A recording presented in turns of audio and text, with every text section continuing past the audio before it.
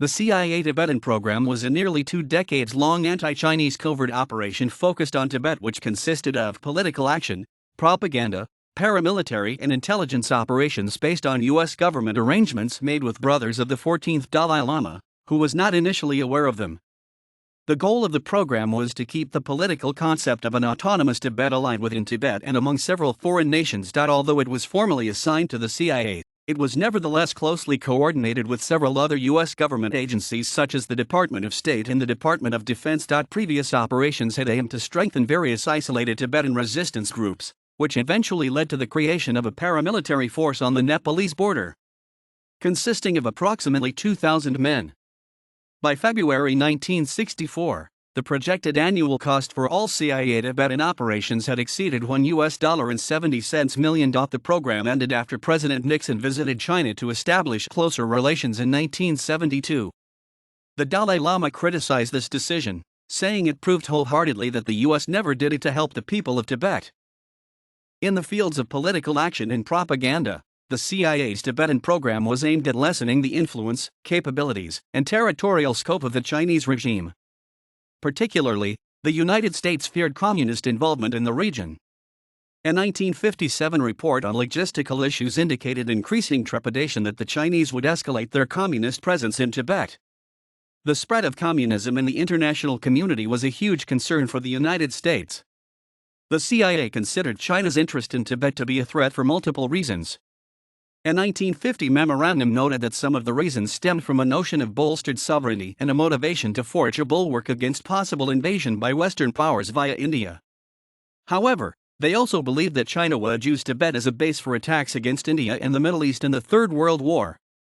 Therefore, intelligence officials declared action as a preventative measure should their worst-case scenario, WWII, unfold. The approval and subsequent endorsement of the program was carried out by the Special Group of the United States National Security Council.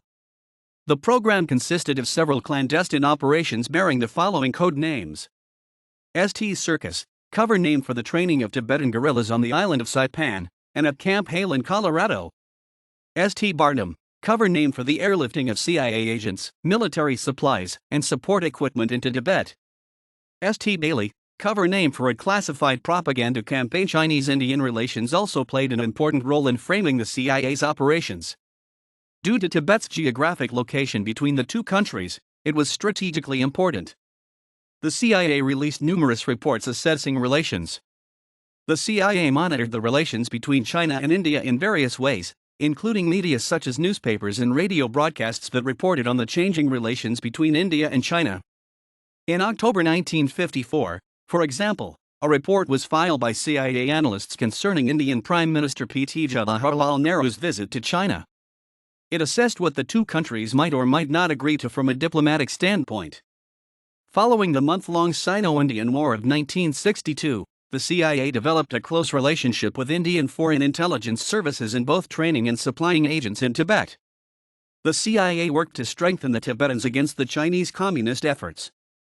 To do so, the United States planned to issue asylum to the Dalai Lama and his supporters. Some resistance fighters took their own lives when captured by the Chinese to avoid torture. The Tibetan resistance was promised weaponry and resources from the West to continue their resistance against the Chinese. Knowing resistance was unlikely to succeed, the resistance accepted Chinese annexation. Although the Chinese liberalization program for Tibet occurred decades ago, there is still tension between the two parties, in part because of the U.S. involvement. In late September 2012, a U.S. ambassador visited Beijing but also met with Tibetan monks. The ambassador is Gary Locke, who himself is a third-generation Chinese American. The fact that he met with Tibetan monks displeased China. The tension between Tibet and China has influenced the Chinese to always protest vehemently whenever U.S. officials meet with the Dalai Lama. China also faces opposition movements from the Uyghur Muslims in Xinjiang province, an autonomous region of northwest China, as well as the Falun Gong or Falun Dafa. Inspired by these tensions and domestic schisms, the CIA is thought to look for the right opportunity to destabilize Chinese rule in Tibet. Many foreign policy officials in Washington continue to view China with a critical eye in their assessment by CIA assessments of China's non-cooperation in the war on terror. China is often uncooperative in stopping the arms flow across Western China to Southeast Asia in support of Islamic extremism. Modernization has also made it easier for the Chinese to resupply due in part to the construction of the first railway into Tibet occurring between 2001 and 2007. This railway makes for easier movement of troops and equipment.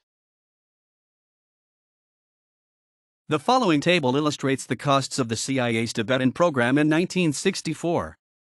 A total of $1,735,000 was devoted to the Tibetan program for FY 1964. Moreover, the estimate for the Tibetan program underwent an estimated budget cut of $570,000 in 1968 when the United States relinquished all related training programs. The remaining $1,165,000 was allocated to the CIA budget for the program in the fiscal year 1968. However, a considerable degree of uncertainty exists regarding the exact amount approved for the program during this time due to classification issues. The 14th Dalai Lama was financially supported by the CIA between the late 1950s and the mid-1970s, receiving $180,000 per annum. The funds were paid to him personally, although he used most of them for Tibetan government and exile activities such as funding foreign offices to lobby for international support. The Dalai Lama sought asylum in India. However, the issues regarding Tibet in China received substantial attention from the press. Many protests erupted in response to the political conflicts between Tibet and China in countries including Burma, Pakistan, and Japan, and many more. Although the Dalai Lama's pleas proved to be less effective with the passing of time, his office in New York did not cease to lobby several UN delegations for the Tibetan cause. Also, the Dalai Lama was aided by a former U.S. delegate to the UN.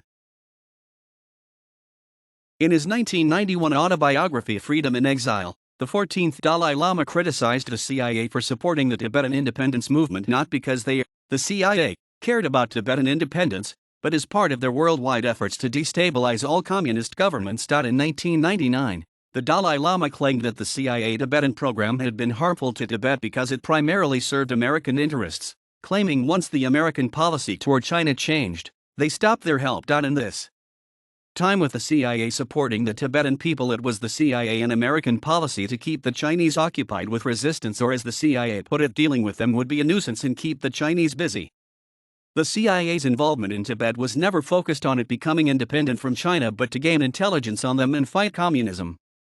The CIA faced criticism for breaking promises regarding declassification, including some documentation on the support of Tibetan guerrilla fighters in the 1950s until the early 1960s. The hope of the United States officials in the 1980s was that the Chinese movement initiated in Tibet for liberalization would go as planned and lead to significant improvements within the country.